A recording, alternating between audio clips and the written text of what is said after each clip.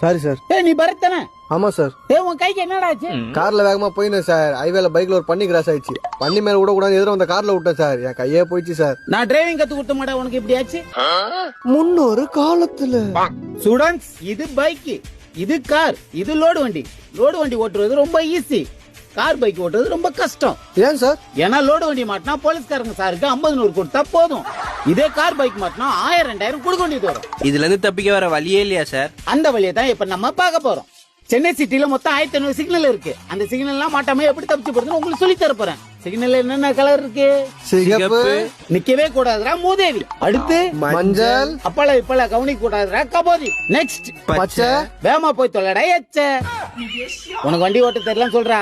தீபக் ஒண்ணு மாதிரிலாம் இல்ல. இந்நேரத்துக்கு அவன் வெயிட்டர் அழைப்பான். சார் சார் சத்தமட்ட கேக்குது, ஆளை காணும். கொஞ்சம் கீழே பாருங்க சார்.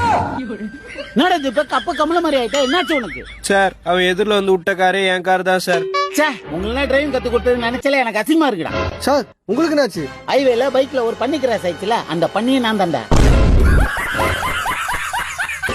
வளைவில் முந்துகின்ற வாலிபனே கேளடா, நேரம் சரியில்லைன்னா ரோஜா பூ மாலடா.